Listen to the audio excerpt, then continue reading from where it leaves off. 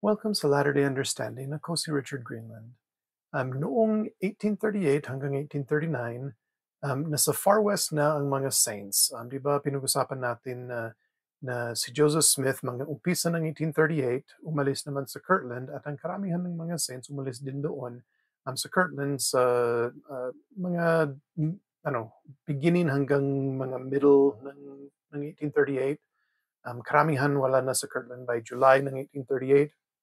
At halos wala ng tao talaga sa Kirtland sa 1839. Sa 1838, maraming nangyari sa Far West, yung Far West, Missouri. Yan yung parang yan yung bagong area na gagawin nila na bahay or na lugar na kung saan titira ang mga saints. Pinaalis naman sila sa Jackson County, umalis sila sa Kirtland dahil sa persecution at sa mga ibang bagay. Kaya lahat ng mga saints nagtipon-tipon doon sa Far West, Missouri. Yung sa Far West, naging maganda naman para sa kunting panahon ang pagtitira nila doon. Ang mga tao sa Caldwell County sa una, mabait naman sila. Tumutulong naman sila sa mga saints noon. Pero may mga iba na dumating galing sa mga ibang county na nag-persecute sa kanila. May iba din na nagsabi na ay itong mga Mormon na tinatawag gagawin or magiging sobrang dami ang mga ito, kaya ang gobyerno magiging Mormon imbes na yung kung anong sila, mga ganyan. Sa by mga October 1838, grabe na talaga ang persecution. May mga nangyari sa 1838 na halimbawa na sinubukan nilang magboto, yung mga miyembro. Tapos yung iba doon sa lugar kung saan sila nagboboto, sinabi na hindi pwede. Kaya nag-away sila doon. May mga iba na nag-persecute sa kanila, na pumunta doon sa mga lugar at naging mob sila, may pinatay sila ng mga miyembro. Tapos yung mga miyembro, yung iba, ayaw naman nila yung ganyan. Siyempre, parang sobra ang ginawa nila na mayroon din silang pinatay na mga hindi miyembro.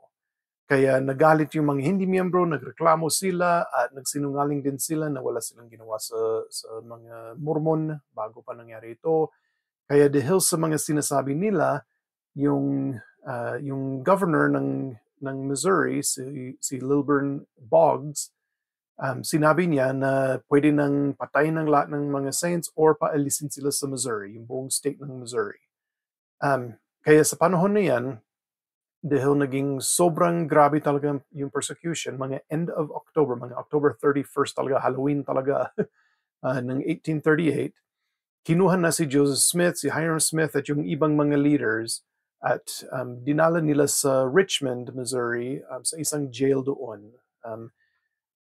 Pagkatapos ng isang buwan siguro or kalating buwan, ganyan, nilipat sila sa Liberty, Missouri, sa isang bilangguan na meron sila doon. Ito yung tinatawag na Liberty Jail na meron sa history ng church. Yung Liberty Jail na ito, pangit talaga siya. Malamig talaga. Isipin natin sa winter ito, may snow sa lahat ng mga lugar doon. Malamig talaga itong Liberty Jail at konti lang ang binibigay sa kanila na pagkain. Ganun din sa panahon na ito, hindi lang si Joseph Smith at yung mga kasama niya doon sa Liberty Jail ang may pagsubok or yung mga nahihirapan, pero lahat ng mga miyembro ng simbahan, pinapaalis na sila talaga sa buong state of Missouri, hindi lang yung sa Far West. Kaya yung ginawa nila, si Thomas B. Marsh, yung pinag-usapan natin noon na head siya or president siya ng Quorum of the 12 Apostles, na medyo nainis siya kay Joseph Smith noon, pero nagsisi naman siya. Nainis na naman siya, na-frustrate siya dahil sa mga nangyayari na persecution at nag-apostatize siya. Umalis na siya sa simbahan. Kaya hindi na siya yung president ng Quorum of the 12. Si Brigham Young naman yung susunod na may authority doon. Kaya siya na lang, kahit hindi siya tinawag bilang president sa panahon na ito, siya na lang yung parang naging leader noon para tumulong sa lahat ng mga saints na umalis sa Missouri. Kaya inorganize niya ang mga saints, inorganize niya ang mga ibang members ng Quorum of the 12 Apostles para sila ang tutulong sa lahat ng saints para umalis sa Missouri.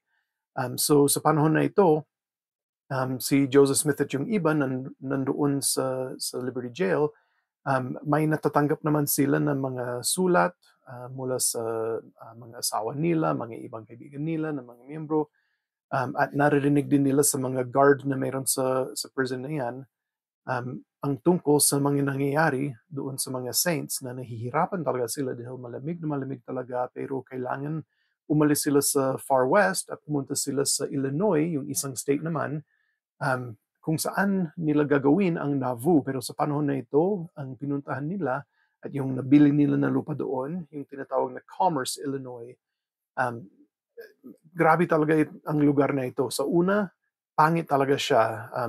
Palagi nababaha, may maraming lamok, nang uminit ng sapat para magkaroon ng lamok.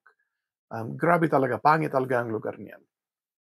So sa buong panahon na ito, talagang nahihirapan ng mga saints, nahihirapan si Joseph Smith at yung mga kasama niya sa Liberty Jail. Pangit talaga ito na panahon sa history ng simbahan. Pero sa wakas, nakaalis naman si Joseph Smith at yung iba doon sa Liberty Jail, pero hindi hanggang April ng 1838. At dumiretso naman sila sa Illinois. Pero sa panahon na ito na nandoon sila sa Liberty Jail, si Joseph Smith, meron siyang mga natanggap na revelation. Ang mga babasahin natin o pag-aralan natin sa lesson na ito ay section 121 hanggang 123. Ito ay mga, hindi naman ito yung revelation mismo na galing sa Diyos. Yung ibang bahagi, nakasulat ito na, or may sinulat na revelation, pero ang lahat ng section na ito ay galing sa mga sulat ni Joseph Smith na sinulat niya sa mga miyembro noong March 1838. At yung iba, mga bagay na sinabi niya, yung iba nilagay niya na yung mga revelation na tanggap niya, sinulat niya doon. Kaya basahin natin ang ibang bahagi na ito. Sige, so sa una, umpisa tayo sa section 121 verses 1 hanggang 3. Ito si Joseph Smith na nagsasalita sa una. O Diyos, nasaan po kayo at nasaan po ang tolda na tumatakip sa inyong pinagkukublihang lugar? Hanggang kailan po pipigilan ang inyong kamay at ang inyong mata o po ang inyong dalisay na mata na pagmasdan mula sa walang hanggang kalangitan ang mga pang-aapi sa inyong mga tao at sa inyong mga tagapaglingkod at marinig ng inyo pong mga tainga ang kanilang mga iyak? Opo, o Panginoon, hanggang kailan po nila pagdurusahan ang mga pang-aapi at hindi makaturungan kalupitang ito bago ang inyo pong puso ay lumambot para sa kanila at ang inyo pong mga sisidlan ay maantig sa habag para sa kanila. Kaya si Joseph Smith, kahit propeta siya, nahihirapan siya talaga. Hindi niya naiintindihan kung bakit kailangan maranasan ng mga saints ito. Kung bakit kailangan maranasan ng mga ibang saints, ganoon din kung bakit dapat maranasan niya ito. Parang mas lalo niya natatanggap na nararanasan niya itong mga problema, itong mga pagsubok, pero mahirap talaga sa kanya na nararanasan ng mga ibang saints ang mga ito. At hindi naman, parang yung sa mga ibang sinabi niya dito, hindi naman na nawawala ang pananampalataya niya, parang malakas pa rin ang pananampalataya niya, pero hindi lang niya naiintindihan ang dahilan sa mga pagsubok nila.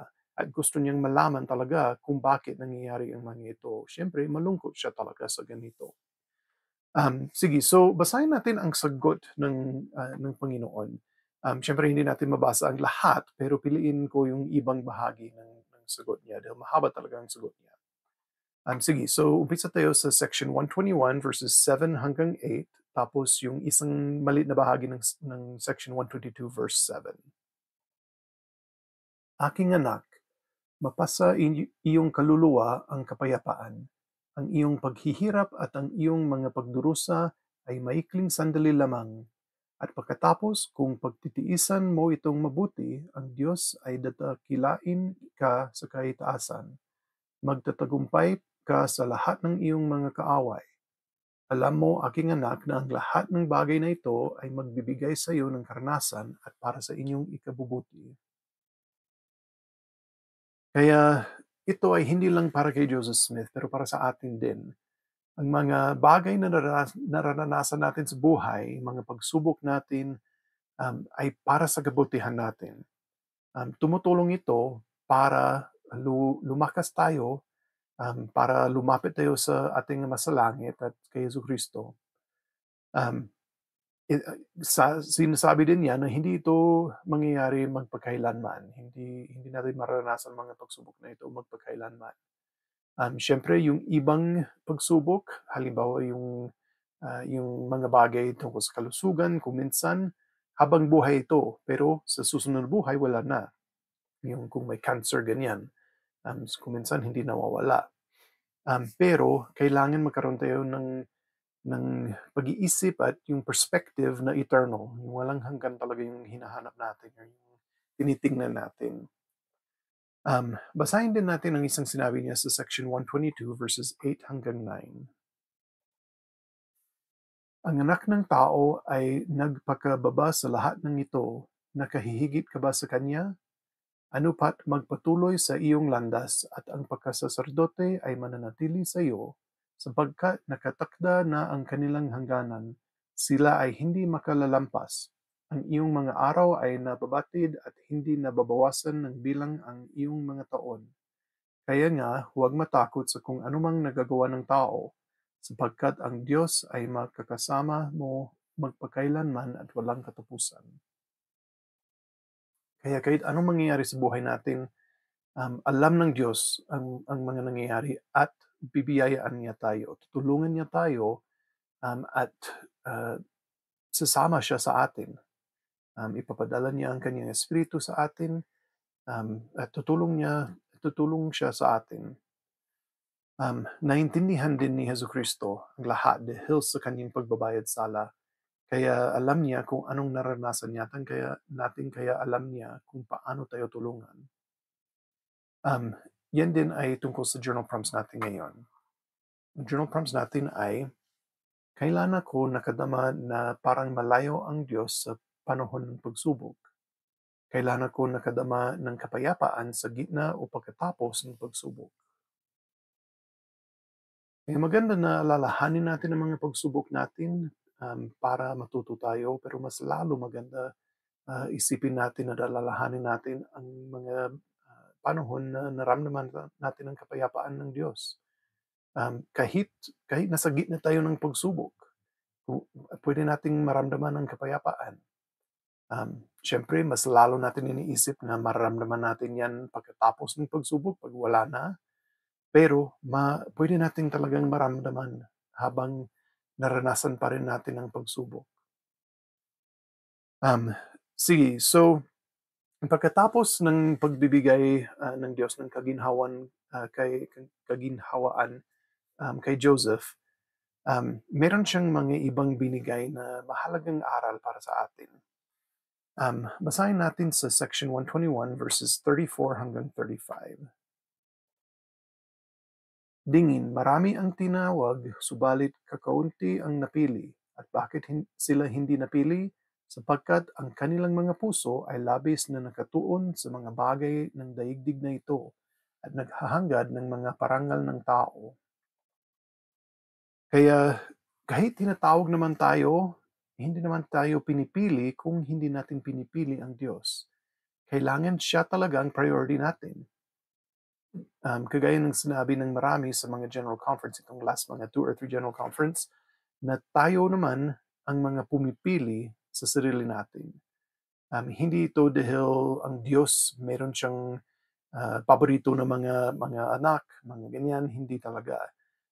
Pinipili natin ang sarili natin sa pamamagitan ng mga paggawa natin at ang mga hangarin natin. Kaya kailangan mag-focus tayo talaga sa Diyos. Basahin natin ang isang quote ni Elder Renland. Sabi niya, "Mga kapatid, hinihikayat ko kayong alalahanin si Jesucristo at palaging magtuon sa Kanya. Siya ang ating tagapagligtas at manunubos, ang tanda na dapat nating tingnan at ang ating pinakamahalagang kayamanan.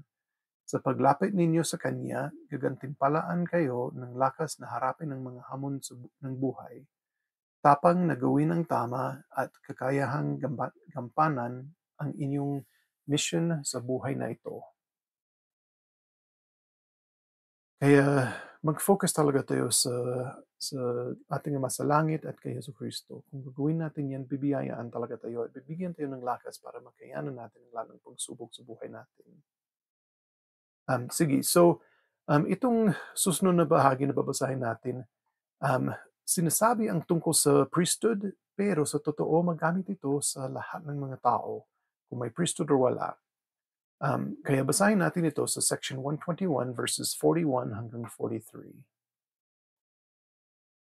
Walang kapangyarihan o impluensya ang maaari o nararapat na panatilihin sa pamamagitan ng pagkasaserdote, maliban lamang sa pamamagitan ng panghihikayat, ng mahabang pagtitiis, ng kahinahunan at kaamuan, at ng pag-ibig na hindi nagkukunwari, sa pamamagitan ng kabaitan at ganap na kaalaman na lubos na magpapalaki ng kaluluwa ng walang pagpapaimbabaw at walang panlilinlang, nagwawasto sa tamang pagkakataon ng may kataliman kapag pinukaw ng Espiritu Santo, at pagkatapos ay nagpapakita ng iba yung pagmamahal sa Kanya na iyong iwinasto, sapagkat baka ituring ka niyang kaaway. Kaya mahalaga na gawin natin ang or impluwensyahan natin ang mga tao sa tamang paraan.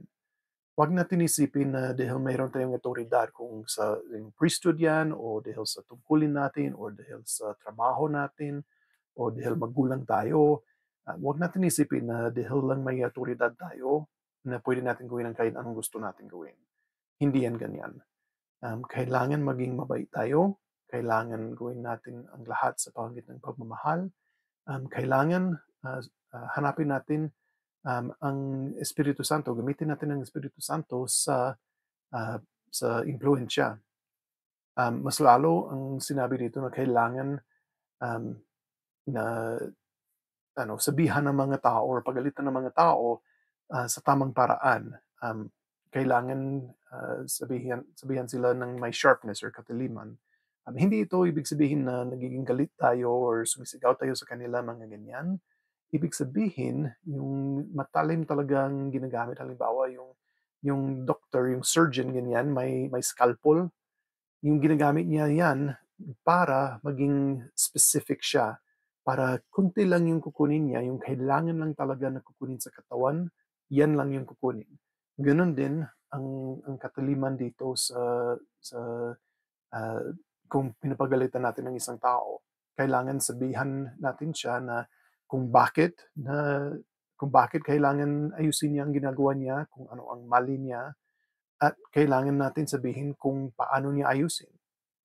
Pero ang mahalaga din dito ay na magpakita tayo ng pagmamahal sa Kanya pagkatapos, para malaman niya na hindi naman tayo, hindi natin ang Kanyang kaaway, na ginagawa natin ito para sa kabutihan niya. Yan din ang ginagawa ng Diyos sa atin.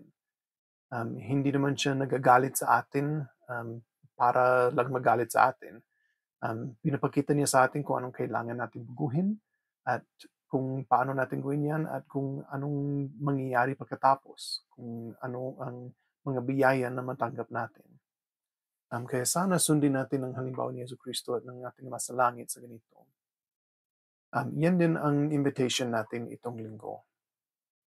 Sa linggong ito, humanap ng paraan para maimpluwensyahan ang iba sa matuwid na paraan.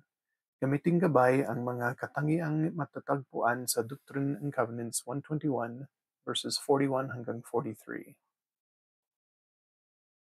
Alam ko na kahit mahirap talaga ang mga pagsubok, mahalaga ang mga ito para sa atin. kung maniniwala tayo sa Diyos, kung magtiwala tayo sa mga ginagawa niya para sa atin, bibiyayaan tayo. Huwag tayong sumuko sa mga pagsubok natin. Gawin natin ang kaya natin at gano'n din, hingi tayo ng tulong sa Diyos at sa mga ibang tao. Pero basta magtiwala tayo sa Kanya dahil alam ng Diyos talaga kung ano ang kailangan natin para maging mas mabuti tayo ng mga tao. At ito ang iniwan ko sa pangalan ni Jesucristo. Amen. Sige, so sa next week, ang pag-aralan natin ay Doctrine and Covenants, Section 124. Salamat sa panonood.